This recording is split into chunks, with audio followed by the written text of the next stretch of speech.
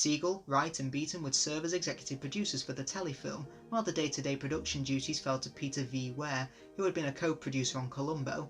All the studio material would be shot on a Burnaby soundstage, while location filming was now confined to Vancouver. San Francisco itself would be represented only by stock footage. With production now just weeks away, Jacobs was working on fashioning his scripts into a finished form. The BBC was much more receptive to his November draft, but passed it along to his in-house script editor Craig Dixon for comment. From this came the decision to eliminate the Millennium Star concept, with the Master's focus now simply to take over the Doctor's body. Jacobs produced a draft shooting script on December 29th, by which time most of the narrative elements of the telefilm were finalised. Other small changes eventually made, including changing Grace's surname from Wilson to Holloway and eliminating the Bill and Ted reference, by giving Bill the new name Pete. Much of Chang Lee's background was lost for timing reasons, with all references to Sam and Jimmy Lee having been dropped. Meanwhile, attention turned to finalising the movie's cast. Sylvester McCoy had already agreed to reprise his role as the Seventh Doctor, fulfilling a promise he had made to himself in 1989 to hand off to a successor in proper fashion. Wright had wanted Fourth Doctor Tom Baker to appear instead, but Siegel was now adamant that the telefilm continue from where the original series had left off. Siegel also briefly considered including a role for Sophie Aldred as Ace, the Seventh Doctor's final companion, but this was vetoed by the BBC.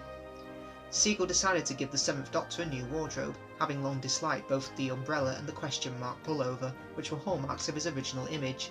Costume designer Jori Woodman composed a new outfit which echoed the earlier version, but appeared much more refined, to Siegel's delight.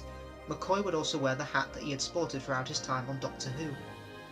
Paul McGann remained Siegel's choice to play the Eighth Doctor, but Fox was still not convinced, and wanted a wider range of options to choose from. Consequently, in December, casting director Beth Hymson-Ayer considered a number of further possibilities, including Alan Davis, Alfred Molina, Julian Sands, Arnold Vosloo, and Peter Weller. Siegel and Sachs had also ranked Harry von Gorkum highly. He had given his concession regarding the Master. Siegel initially wanted Christopher Lloyd, a choice which met with Fox Network's approval. However, Universal stalled due to concerns over Lloyd's fee, and by the time they gave the deal their consent, Lloyd was no longer available. Hymson-Ayer then drew up a larger list of possible Masters, including many well-known names such as Dan Aykroyd, Richard Dean Anderson, Scott Bakula, James Belushi, Tom Berenger, David Bowie, Steve Buscemi, Dana Carvey, Chevy Chase, Phil Collins, Tim Curry, Timothy Dalton, Matt Dillon, Michael Dorn, Richard Dreyfuss, Robert Duvall, Robert Englund, Jonathan Frakes, Matt Frewer, Jeff Goldblum, Dennis Hopper, Mick Jagger of the Rolling Stones, Ben Kingsley, Christopher Lee, John Lithgow, John Malkovich, Rick Moranis, Bill Murray, Leonard Nimoy, Jonathan Pryce, Martin Sheen, Kevin Spacey, Brent Spiner, Patrick Stewart, John Voight, Peter Weller, Henry Winkler and James Wood. In addition to Lloyd, offers were extended to Kyle MacLachlan, Malcolm McDowell and Tom Selleck.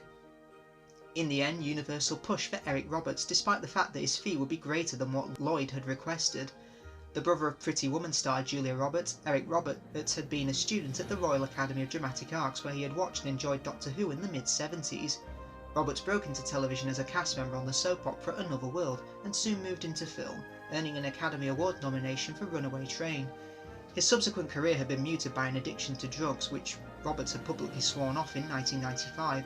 At Roberts' request, his wife Eliza was given the minor role of Bruce's wife Miranda. Ultimately, the path of Grace went to Daphne Ashbrook, who had grown up as part of a family of actors and dropped out of college to pursue the same profession. Ashbrook had parlayed a series of guest appearances in programmes like Knight Rider and The A-Team, and into more regular roles such as Our Family Honour and Falcon Crest. She had recently played the title role in the Melora episode of Star Trek Deep Space Nine. With the start of principal photography rapidly approaching, the Doctor Who movie still faced a number of hurdles. Sachs had originally been promised a 30-day shoot, but Beaton subsequently curtailed this to only 25 days in order to save money. Finances were also a concern when Siegel discovered that the rights to the familiar Doctor Who theme music were not owned by the BBC, but by Warner and Chappell Music. Universal only reluctantly agreed to pay the hefty fee for its use. The new theme arrangement would be composed by John Debney. Then, on January 7th, McGann arrived to British Columbia sporting a severe haircut he had worn for the TV movie The One That Had Got Away. Siegel had expected the same wild, overgrown style that McGann had used during his auditions, and instead hairstylist Julie McAfee had to hastily put together a wig for McGann to wear. Meanwhile, Richard Hudderloin had completed work on the enormous TARDIS set, only a small fraction of which was actually be seen in the finished movie. Enormous detail went into the design, everything from the busts of Rassilon visible in the cloister room to a roundel type design on the main doors, which would echo the look of the original console room. Every control on the main console actually did something, and the rotating panels were indicated the current location and era, made numerous references to Doctor Who lore, including the Censorites, Kralls, Calufrax, Argolis, Menusa, and the Sumarans and Sarn. The first recording for the telefilm took place at the start of January, when news reports were taped at the studio of local television station BCTV. Then on January 10th, McGann was unveiled to the world as the 8th Doctor. Filming resumed in earnest with the material at Grace's condo, shot at a private residence on Ogden Avenue from January 15th to 17th. The sequence in the park was also completed on the middle day at nearby Haddon Park. Eric Roberts joined the production on the 17th, and unfortunately he found that the outfit created by him in the style of the original master, Roger Delgado, was too restrictive. He was also uncomfortable with the serpentine contact lenses he was supposed to wear, and with the prosthetics which were intended to depict his body's gradual disintegration over the course of the movie. The result was that the effect of Bruce's body wearing out was essentially lost, and it had decided to instead dress Roberts in dark sunglasses and a leather jacket for most of the film. On January 18th and 19th, the Plaza of Nations served as the ITAR building. Recording overran so badly on the second day that Sachs had to abandon some elements of the Doctor and Grace's escape because dawn was already breaking.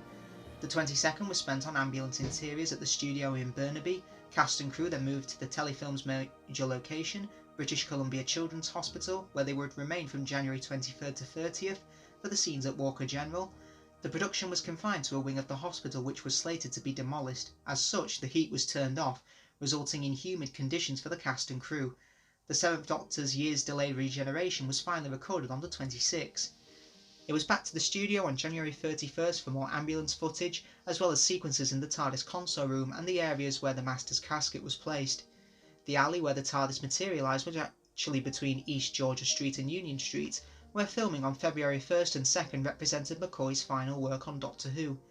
Part of the second was also dedicated to the motorcycle chase on the premises of CN Rail. The next day, the intersection of Keeper Street and Carroll Street was the site of a traffic jam, caused by chickens rather than an escaped cart of circus animals for budget reasons. The last location day for the main unit was February 7th, when the Doctor's farewell to Grace was shot at Andy Livingston Park, unfortunately amidst heavy rain, which caused McGann's wig to frizz rather badly. A second unit completed additional street inserts on Waterfront Road the following day. The remainder of the telefilm was then recorded at the Burnaby soundstage beginning on the 8th, with all of the material in Bruce's apartment together with more shots of the casket area in the TARDIS. The console room was the focus on February 9th, 10th and 12th, with the two latter days also dealing with the remaining ambulance footage. The Master's trial on Skaro was also completed on the 10th, with Gordon Tipple appearing in long shot as the evil Time Lord. At this point, Tipple was also intended to provide the opening narration, in character as the Master.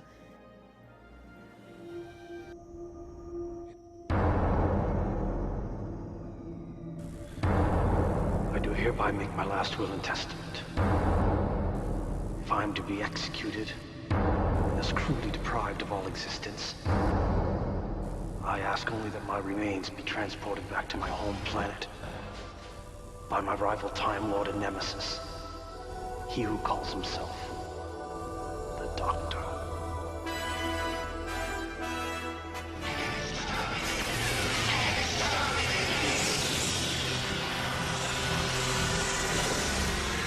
In fact, February 10th had been a scheduled day off, but Sachs's concern about the abbreviated schedule were being borne out.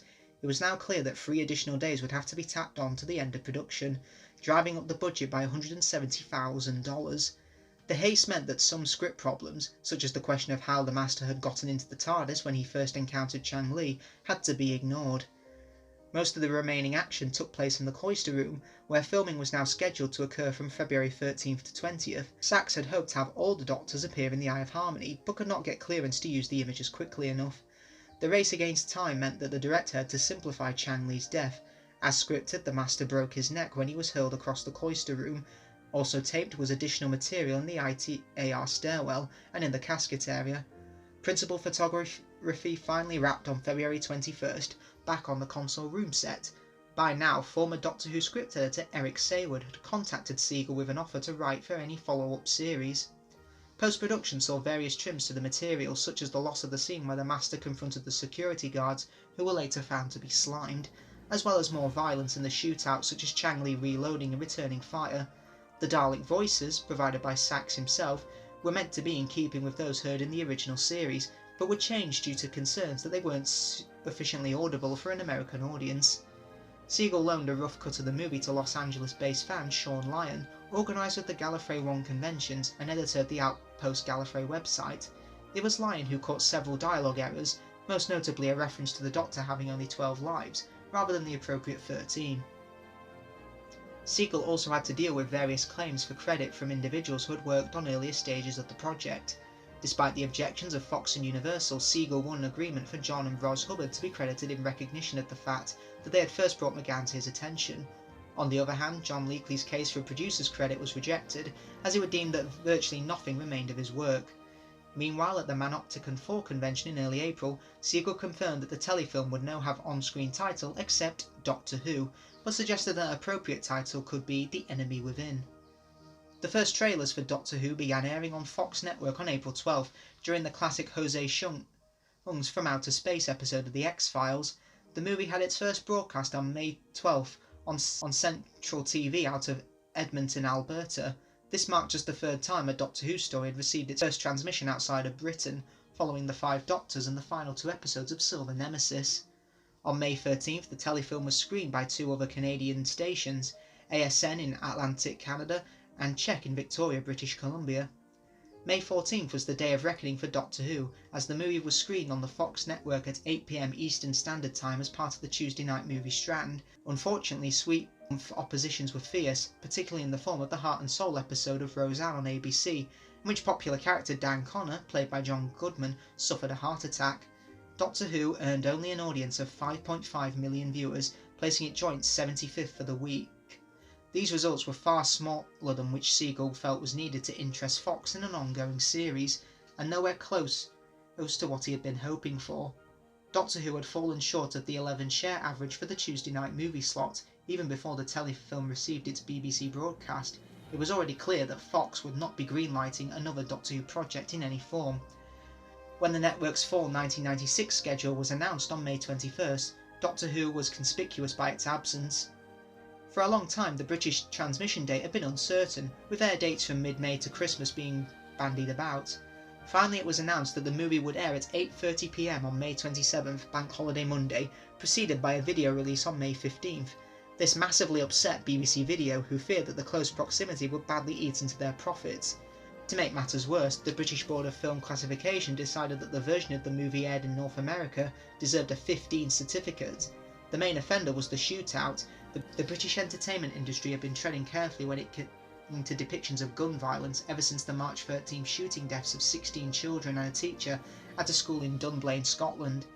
In order to obtain the 12th certificate that BBC Video wanted, about 2 minutes worth of edits had to be made, and this delayed the video release until May 22nd, which was closer to the broadcast date. When the telefilm finally emerged, a dedication to the 3rd Doctor, John Pertwee, had been added to its end. The actor had passed away on May 20th, and the tribute was suggested to Yentov by both Siegel and Kevin Davies, director of the Doctor Who documentary 30 Years in the TARDIS. Unlike in North America, the Doctor Who movie was successful in the UK, earning 9 million viewers, although this was still about 3 million shy of the BBC's goal.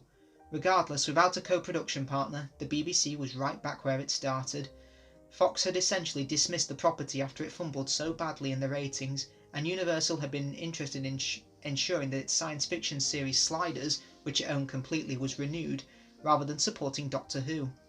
Although Fox maintained for some time that the network might consider revisiting the property at a later date, such statements were merely lip service. When former Doctor Who writers Pip and Jane Baker contacted Siegel in June to inquire about contributing a script, he acknowledged the unlikelihood that he would be making more Doctor Who. Universal's license for Doctor Who was due to expire at the end of 1996, but they were granted an extension into 1997 by the BBC. Fox was out of the picture entirely by this time, and those responsible for bringing Doctor Who to the network in the first place, such as Trevor Walton, were no longer on staff, and the new regime was simply uninterested in programming instigated by its predecessors. Ultimately, Universal had no luck in attracting any other entity to Doctor Who, and they allowed their option to run out. Except for a comedy skit, The Curse of Fatal Death, which aired as part of the BBC's Comic Relief charity drive in March 1999, Doctor Who would be absent from the television screen for the rest of the 20th century. In 1998, Philip Segal briefly entered into discussions with the BBC about the rights to remake the two Dalek feature films from the 1960s, but quickly decided there was little potential in this venture. Soon thereafter, he became heavily involved in producing reality programming, including Storage Wars and Ice Road Truckers, and also directed episodes of sci-fi shows like Andromeda and Mutant X. In 2000, HarperCollins published Doctor Who Regeneration, an account of the making of the TV movie, which Segal co-wrote with Gary Russell. Eric Roberts continued to maintain a high-profile acting career, with regular roles on programmes such as Heroes and The Young and the Restless, and film appearances including The Dark Knight and The Expendables. Daphne Ashbrook kept a steady profile on television, with her recurring credits including Jag, The OC and Hollywood Heights. She also returned to the world of Doctor Who through multiple appearances in audio plays for Big Finish Productions, beginning with The Next Life in December 2004. However, it would prove to be Paul McGann who would have the most enduring association with Doctor Who, an ironic twist of fate given his initial reticence to commit to the programme for even 5 years. He continued to make numerous television appearances, including the Horatio Hornblower movies True Dare Kiss, Jonathan Creek and Luther. On the big screen, McGann could be seen in Fairy Tale, A True Story and Queen of the Damned, amongst others, but it was in 2001 that McGann agreed to reprise the role of the 8th Doctor for Big Finish, with that year's Storm Warning becoming the first of dozens of audio plays that he would record. Then in 2013, McGann finally got a second chance to film an appearance as the 8th Doctor, when he was recruited by Doctor Who showrunner Stephen Moffat to make a surprise appearance in The Night of the Doctor, an online prologue to the 50th anniversary special, The Day of the Doctor. The TV movie definitely showed an appetite amongst audiences and executives. The road to the TV movie was long and winding, and the fact that it was ever created in the first place is most certainly worth celebrating. This long production is also a testament to never giving up on your dreams, because they will come true. The road may be hard, but it will be worth it.